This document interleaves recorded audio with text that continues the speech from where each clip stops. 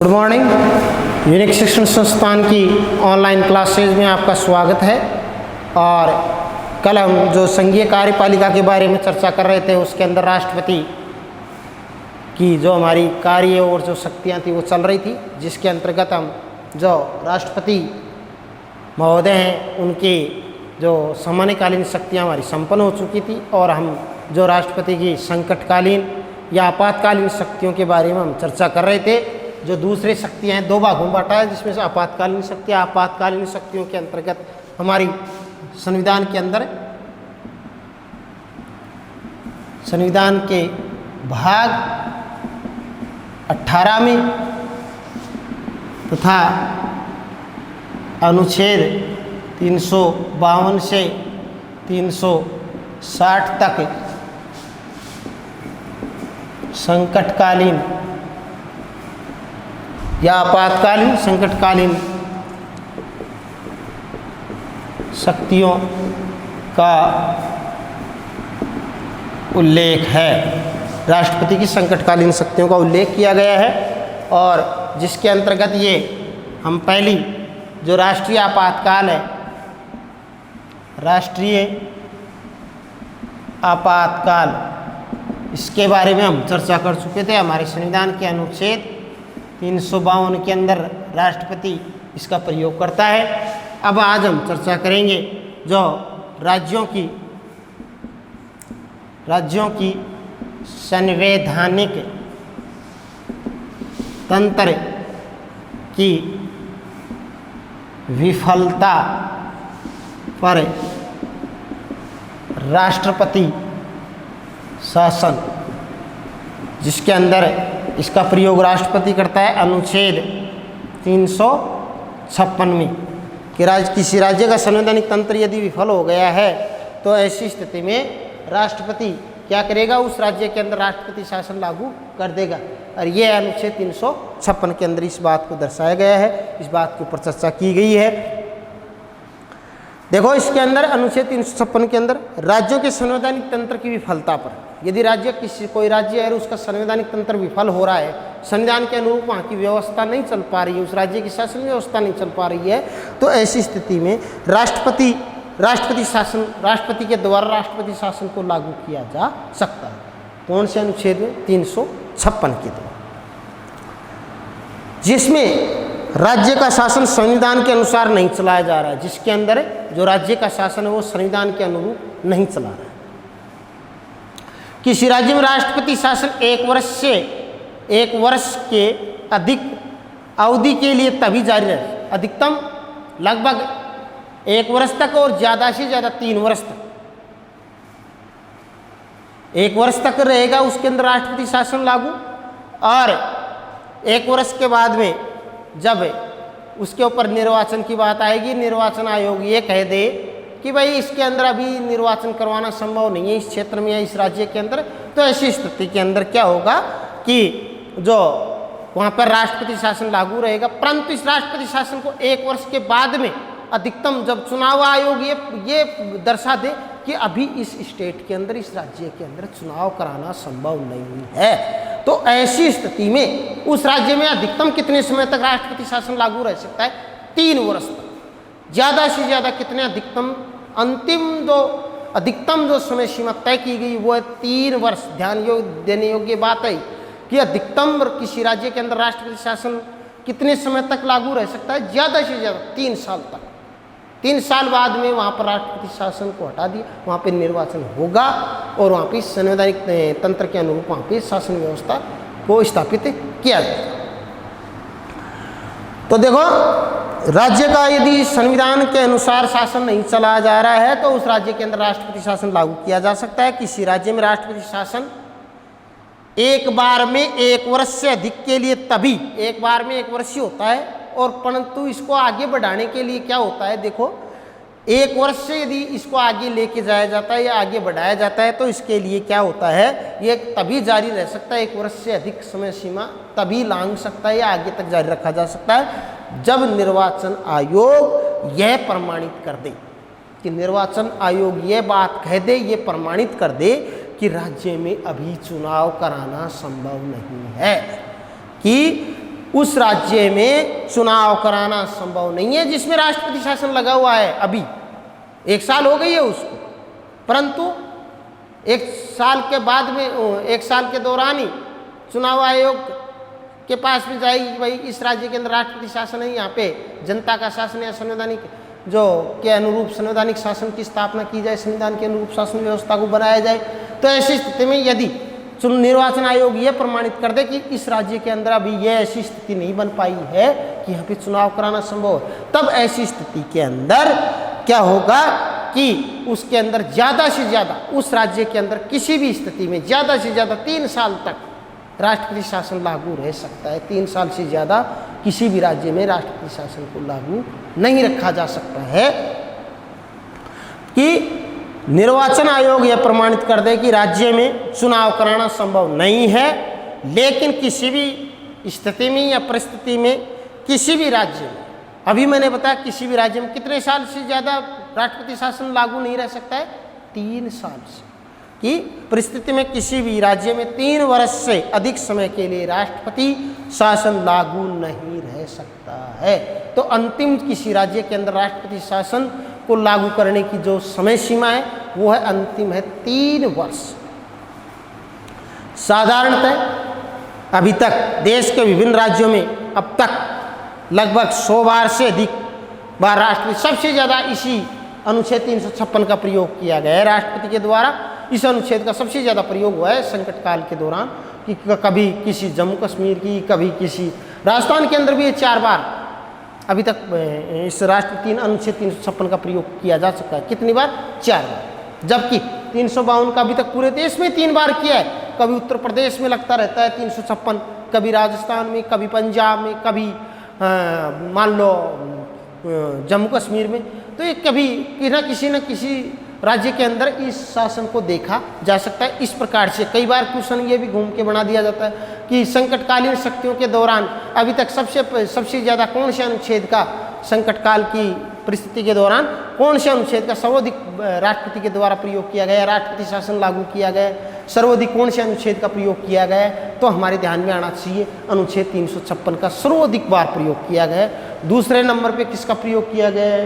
ये राष्ट्रीय आपातकाल का 3 बार। और वित्तीय आपातकाल को तो देश में 1 बार भी नहीं हुआ है।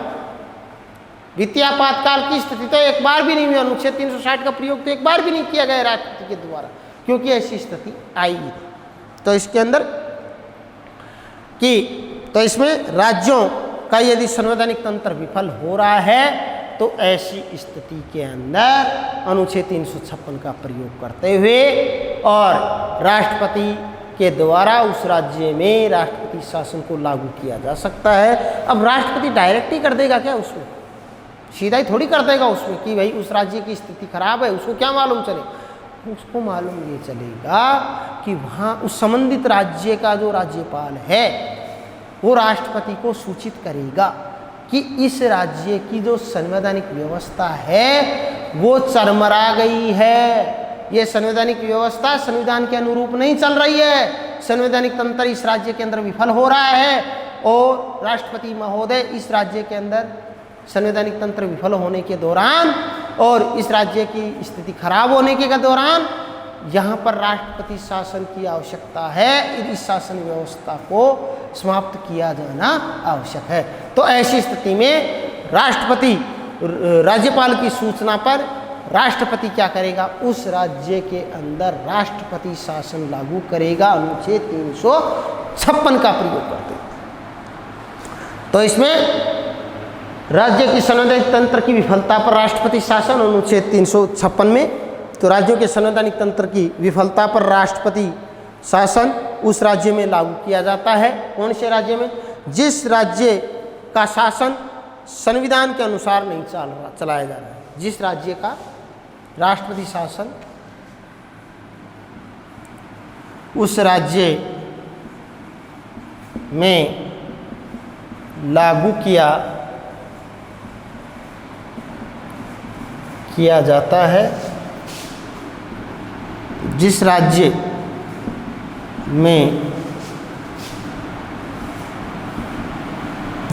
में संविधान के अनुसार शासन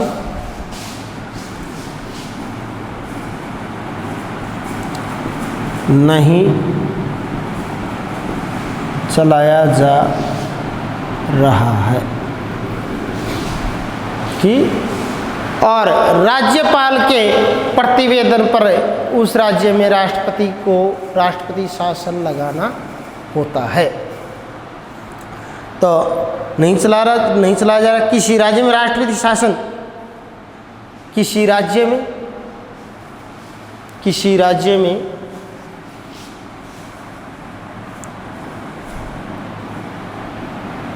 जब राज्य में संविधान के अनुसार शासन नहीं चलाया जा रहा है तो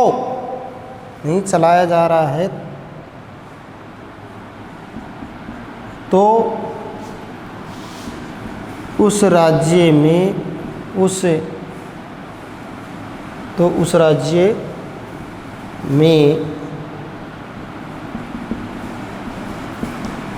राष्ट्रपति शासन लगाया जाता है। क्या लगाया जाता है? उसके अंदर राष्ट्रपति शासन लगाया जाता है। किसी राज्य में राष्ट्रपति शासन, और ये शासन देखो, किसी राज्य में राष्ट्रपति शासन, किसी राज्य में राष्ट्रपति शासन 1 वर्ष से अधिक अवधि के लिए, 1 वर्ष से अधिक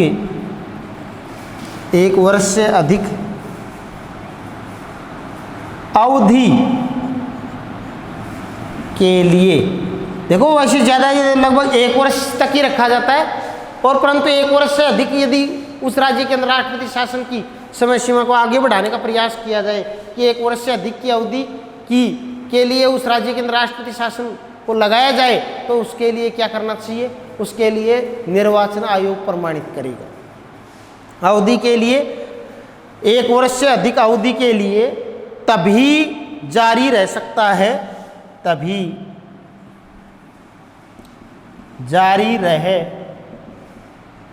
जारी रह सकता है। कब? तभी जारी रह सकता है जब निर्वाचन आयोग रह सकता है, जब निर्वाचन आयोग, कौन भाई? निर्वाचन आयोग, कि जब निर्वाचन आयोग यह प्रमाणित कर दे, निर्वाचन आयोग यह प्रमाणित कर दे, यह प्रमाणित कर दे, यह क्या प्रमाणित कर दे? यह प्रमाणित कर दे कि राज्य में, यह प्रमाणित कर दे कि राज्य में चुनाव कराना, कि राज्य में चुनाव कराना संभव नहीं है, चुनाव कराना संभव नहीं है, चुनाव कराना संभव नहीं है, तब उस राज्य के अंदर 1 वर्ष से अधिक समयावधि के लिए राष्ट्रपति शासन रह सकता है।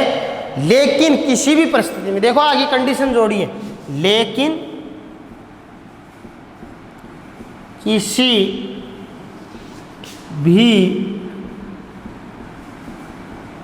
परिस्थिति में, मतलब किसी भी परिस्थिति में, अंतिम समय सीमा भी दी गई है उस राज्य के अंदर राष्ट्रपति शासन।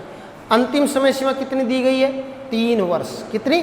3 वर्ष दी गई है कि लेकिन किसी भी परिस्थिति में, किसी राज्य में, लेकिन किसी परिस्थिति में, किसी राज्य में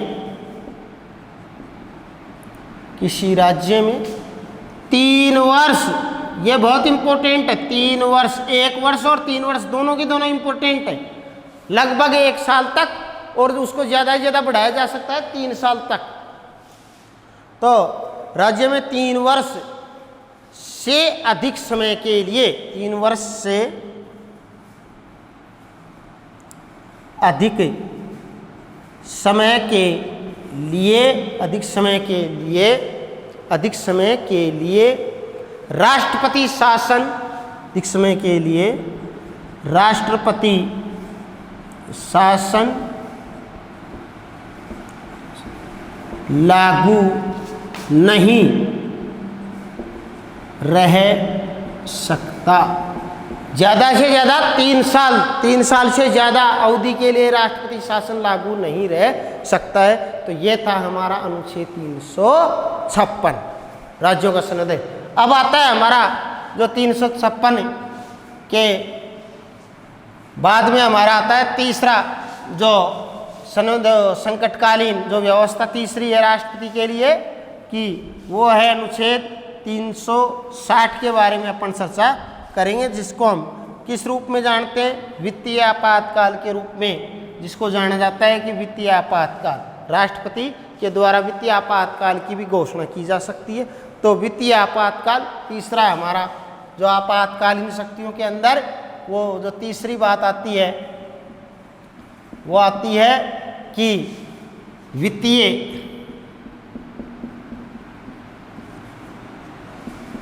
आपातकालीन, तीसरा है वित्तीय आपातकाल या वित्तीय आपातकालीन व्यवस्था।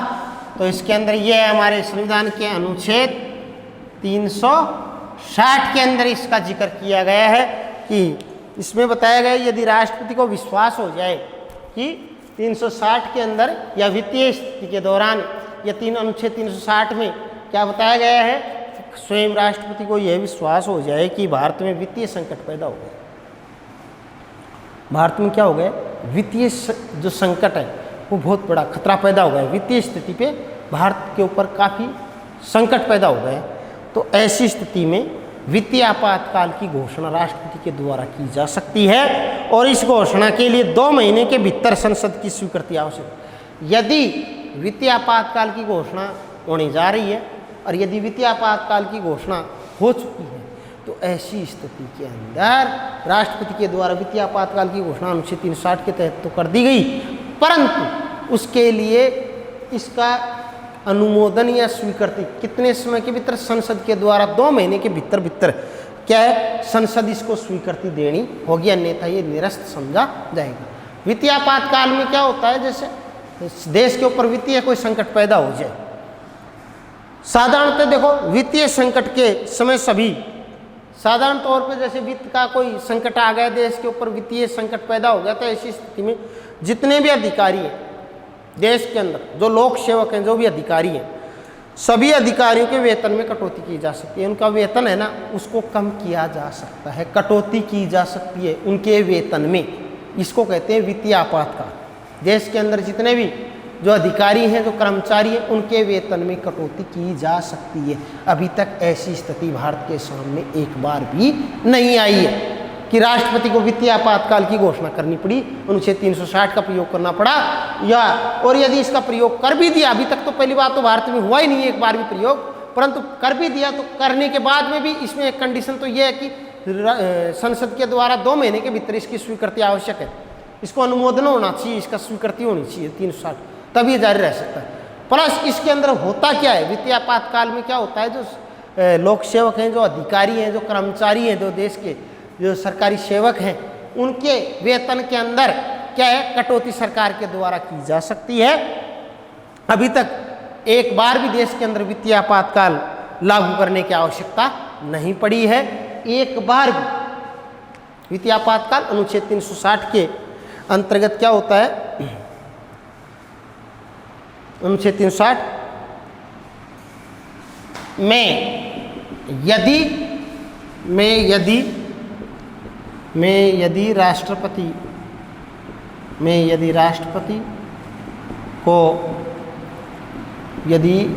को विश्वास हो जाए, राष्ट्रपति को विश्वास हो जाए कि भारत में या देश में वित्तीय संकट पैदा हो गया है, तो ऐसी तो ऐसी स्थिति में ऐसी स्थिति में राष्ट्रपति द्वारा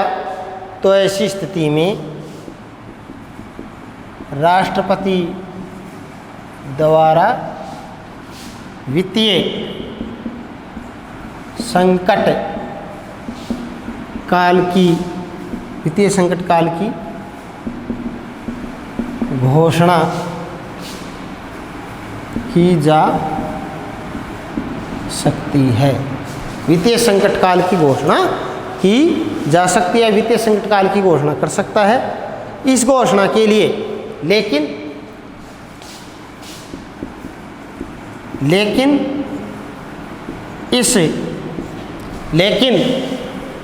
इस घोषणा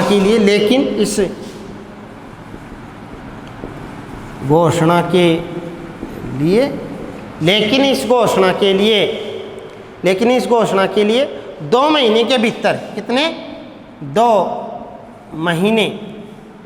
महीने के भीतर, लेकिन 2 महीने के भीतर संसद की स्वीकृति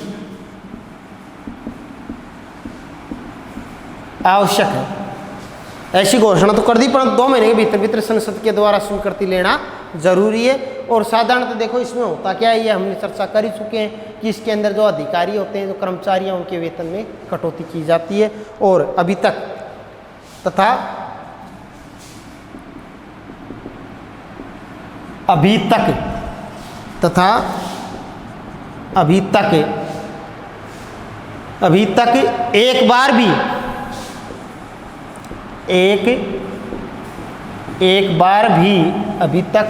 एक बार भी वित्तीय आपातकाल लागू करने, लेकिन अभी तक एक बार भी वित्तीय आपातकाल लागू करने की आवश्यकता नहीं पड़ी है। अभी तक एक बार भी आवश्यकता नहीं पड़ी है, अभी एक बार भी वित्तीय आपातकाल लागू नहीं हुआ है देश के अंदर। और इस प्रकार से हम निष्कर्ष तौर पे हम यही कह सकते हैं राष्ट्रपति की शक्तियों के बारे में कि संवैधानिक रूप से सामान्य काल हो या संकट काल है, राष्ट्रपति को व्यापक शक्तियां प्राप्त हैं। सामान्य काल में भी, सामान्य स्थिति के अंदर भी, और जब देश के ऊपर संकट है उस दौरान भी राष्ट्रपति को काफ़ी व्यापक शक्तियां प्राप्त होती हैं। लेकिन वह इन शक्तियों का वास्तविक प्रयोग करता नहीं है। लेकिन वास्तव में इन शक्तियों का प्रयोग राष्ट्रपति नहीं करता है। राष्ट्रपति तो एक मोहरा है, बीच का मात्र है। तो कहने का मतलब राष्ट्रपति के द्वारा ही होंगे, परंतु राष्ट्रपति खुद नहीं करता है, बल्कि क्या करता है, ये संवैधानिक जो भी प्रावधानों एवं परंपराओं के कारण वह इन शक्तियों का प्रयोग, जो राष्ट्रपति इन शक्तियों का जो प्रयोग करता है ना, वो किसके द्वारा करता है आप सबको मालूम है। प्रधानमंत्री मंत्री परिषद की सिफारिश पर ही इन शक्तियों का प्रयोग करता है कौन, राष्ट्रपति, चाहे वो सामान्यकालीन है चाहे वो संकटकालीन शक्तियाँ। इस कारण राष्ट्रपति राष्ट्राध्यक्ष होकर सम्मान का प्रतीक है। राष्ट्र का पहला नागरिक है, राष्ट्र का अध्यक्ष कौन है, राष्ट्रपति, और वो सम्मान का प्रतीक है। जबकि वास्तव में काम कौन करता है, प्रधानमंत्री और उसकी मंत्री परिषद करती हैं, चाहे संकटकालीन शक्तियां हैं चाहे सामान्यकालीन शक्तियां हैं। केवल वो तो उसके जरिए से करती है, राष्ट्रपति तो केवल उनका जरिया है, जबकि करने वाले वास्तव में प्रधानमंत्री और उसकी मंत्री परिषद है। तो इस प्रकार से शासनाध्यक्ष, इसको राष्ट्राध्यक्ष कह सकते हैं। जबकि शासनाध्यक्ष कौन है, प्रधानमंत्री, राष्ट्राध्यक्ष कौन है, राष्ट्रपति। तो इस प्रकार से हमने राष्ट्रपति के बारे में संपूर्ण जानकारी प्राप्त की। और इसी के साथ में जो संघीय कार्यपालिका जो शक्ति है, जिसके अंतर्गत राष्ट्रपति का जो टॉपिक है वो संपन्न हो चुका है कि राष्ट्रपति कौन व्यक्ति राष्ट्रपति बन सकता है, राष्ट्रपति के उपबंध कौन से संविधान के अनुच्छेदों में और कौन से भाग में है, और राष्ट्रपति की कौन व्यक्ति राष्ट्रपति बन सकता है, क्या क्या योग्यताएं हैं, कितना वेतन और क्या विशेषाधिकार, राष्ट्रपति का निर्वाचन कैसे होता है, राष्ट्रपति की शक्तियां क्या हैं, और संकटकालीन क्या है, उसकी आपातकालीन शक्तियाँ क्या हैं, उसकी सामान्यकालीन शक्तियाँ क्या हैं, इन सब के बारे में हमने विस्तार से चर्चा की। और अब हम आगे की कड़ी के अंदर कल के लिए हम चर्चा करेंगे प्रधानमंत्री की स्थिति एवं कार्यों की विवेचना की। प्रधानमंत्री की भारत की शासन व्यवस्था में कैसी स्थिति है, संघ की जो कार्यपालिका के अंदर प्रधानमंत्री की क्या महत्वपूर्ण भूमिका है, क्या क्या कौन कौन किस प्रकार से प्रधानमंत्री की नियुक्ति होती है, कि जो भी मान लो कि प्रधानमंत्री को किस प्रकार से कार्य करता है, प्रधानमंत्री के क्या क्या कार्य हैं, क्या क्या विशेषाधिकार हैं, प्रधानमंत्री जो की क्या क्या जो उसकी कौन कौन से मंत्री आती हैं, सब प्रधानों के अंदर प्रधानमंत्री प्रमुख है, उसके लिए क्या क्या योग्यता है, इन सब के बारे में हम कल चर्चा करेंगे।